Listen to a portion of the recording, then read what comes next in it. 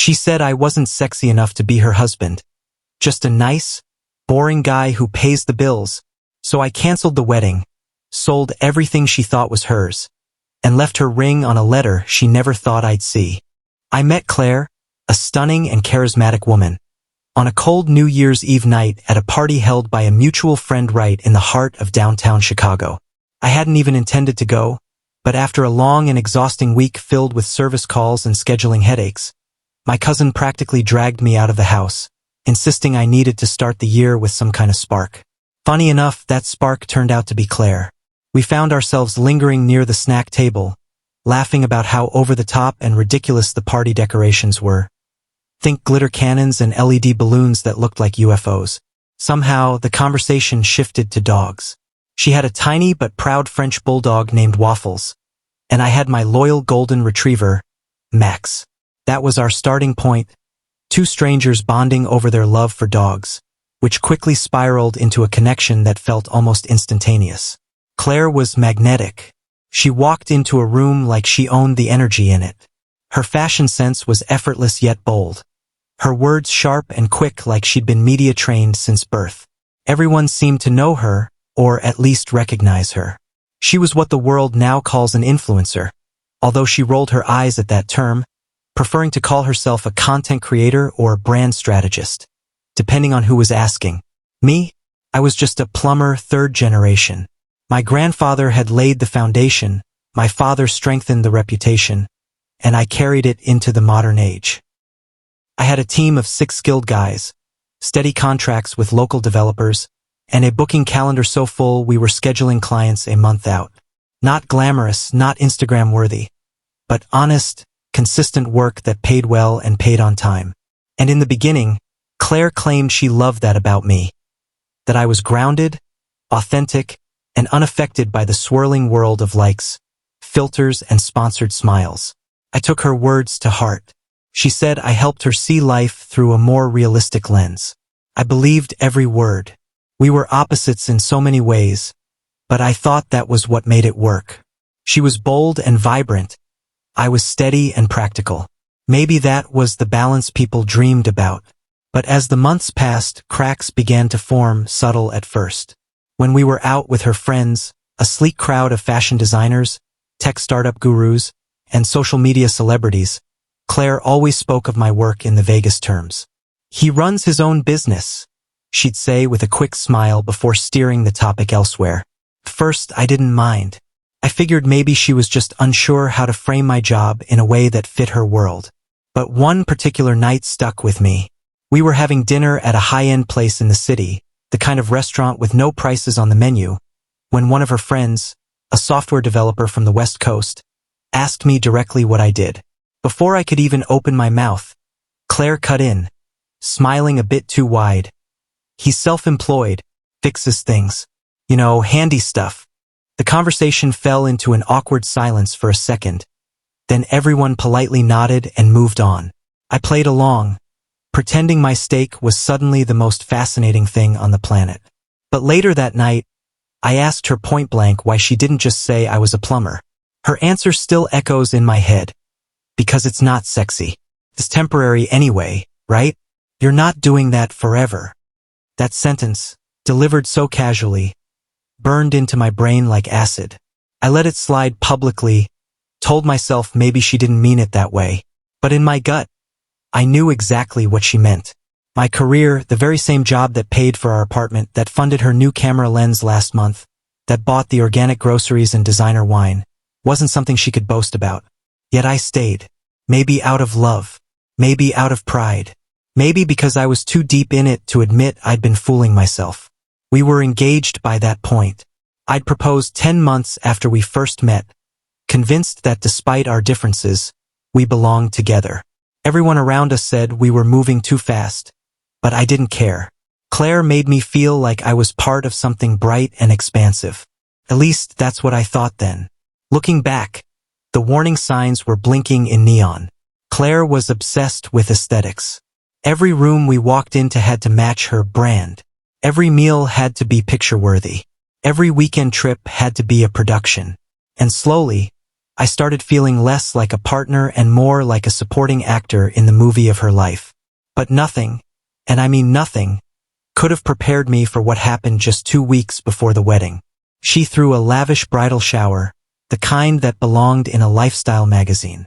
Custom signs, pastel backdrops, luxury catering, balloon walls. I wasn't invited, of course, but I did help pay for it. I covered the flowers alone, over $2,000, because she said they were an investment in memories. I didn't protest. I wanted her to have everything she dreamed of. What I didn't know was that one of her bridesmaids had been live streaming the event, trying to engage her followers in the celebration. The following day, a friend of mine, the same one who had introduced me to Claire on New Year's, sent me a clip from the stream.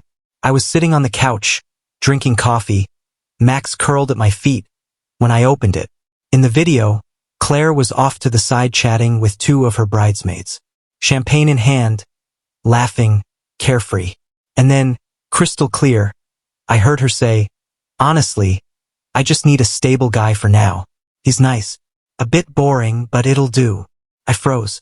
I rewound it, played it again, 5 times, burned her voice into my memory.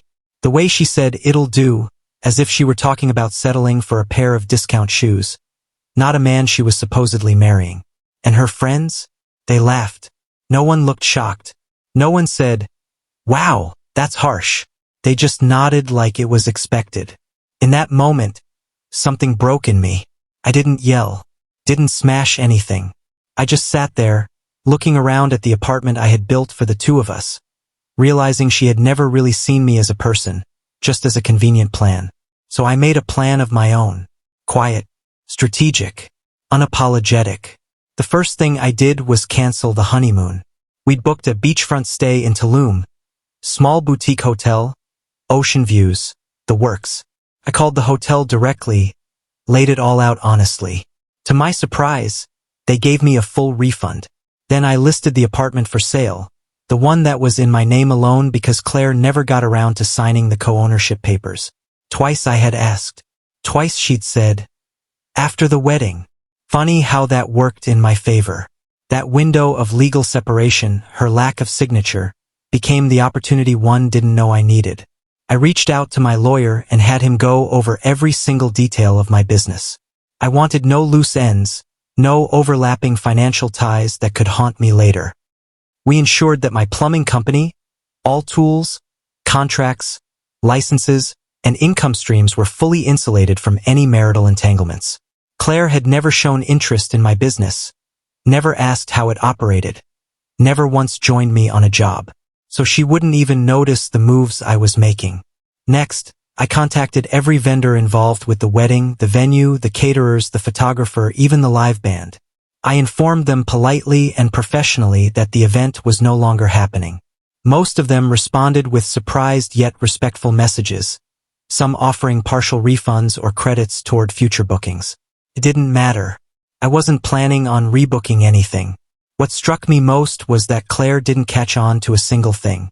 She thought the wedding website going offline was a glitch. She asked me to reach out to customer support. I said I would. Then I quietly returned to packing boxes. Slowly, deliberately, one item at a time. I wasn't rushing out of spite. I was preparing for a clean exit. An exit that left no room for misunderstanding. No need for closure conversations. No second chances. The night before I left, I walked through our shared apartment one last time. Everything was in place. My bags were packed. Max's leash was hung by the door. But there was still one final step I needed to take. One gesture that would etch my goodbye into her memory forever.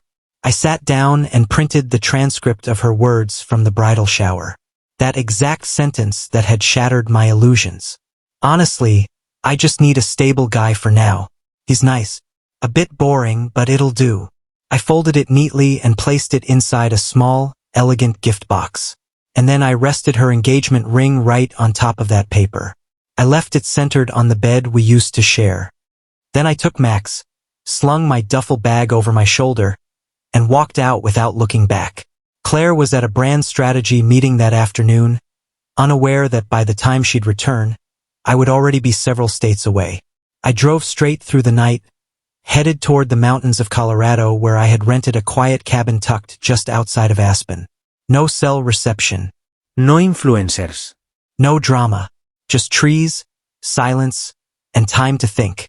I turned my phone off and didn't check it for 3 full days. When I finally powered it back on, my screen lit up with a storm of notifications. Dozens of missed calls, texts, and voicemails. Some were confused. Others were downright angry. The first wave was just Claire. What's going on? Where are you? This better be a joke. Then came her mother, begging me to respond. Then mutual friends, those who had bought into the fairy tale we had publicly shared, asking me to come back and talk, telling me I was overreacting. But the message that stuck out, the one that told me I had made the right choice, was the final voicemail Claire left 4 days after I'd vanished. Her voice was sharp, dripping with fury. You humiliated me. Everyone saw that clip. You ruined everything over a joke. You were just a plumber. Don't act like you're some kind of loss. That voicemail made me smile. Not because it didn't hurt, but because it validated everything I'd already realized. Yes, I was a plumber. And no, I wasn't a loss. Not hers, not anyone's. I stayed in that cabin for 2 full weeks. Every morning, I'd wake up with the sun, take Max on long hikes through the pine-lined trails, then return to boil coffee over the stove and let my thoughts wander. I thought about who I was before Claire, who I wanted to be moving forward, what I'd settled for, and what I'd never settle for again. By the time I returned to the city, the noise had quieted down. But not for Claire. Her carefully curated life had taken a hit. The video clip, the one where she publicly referred to me as a boring but stable plan, had made its way through her influencer circles. It didn't go viral, but it reached enough eyes to cause damage. A few brand partners quietly withdrew. One canceled a collaboration citing concerns over authenticity. Comments on her posts went from heart emojis to raised eyebrows. The perfect life she had built on filters and presets was starting to look paper-thin. And the ironic part? One of her own bridesmaids, perhaps out of guilt or just tired of the facade, reposted the clip with the caption, "Funny how the man she called a temporary plan was the only real thing in her life. We haven't spoken since. I have no idea what she's doing now. Whether she's rebranded, relocated, or retreated. And frankly, I don't care. My life took a different path. A quieter one, but real." A year later, I met Julia. She owned a cozy little bakery a few blocks away from a renovation project I was working on. Her water heater busted, and she called the first local plumbing company she found mine. I showed up covered in dust, tools in hand, and she offered me a cup of coffee while I worked. That coffee turned into a conversation. That conversation turned into dinner. And before I knew it, I was falling for someone who saw me. All of me. Julia tells everyone she's dating a man who can fix anything. She brags about my work like I'm a rock star. She's proud of what I do, of who I am. No branding. No filters. No strategic partnerships. Just us. Last month, I proposed. She said yes without hesitation. When we picked out our wedding rings, she asked me what I wanted engraved inside mine. I thought for a moment and then said, "Permanent. Not a plan." She smiled, pressed her forehead against mine, and whispered, "Exactly. And that's where I am now. I'm not a placeholder. Not a safety net. Not some convenient strategy in someone's highlight reel. I'm a man building a life with a woman who wants to build it with me. What about you? If you were in my shoes, would you have walked away quietly or gone through with it, hoping that maybe, just maybe, she'd change? Want more real stories like this? Hit that like button and subscribe for the next one. You won't want to miss what happens next.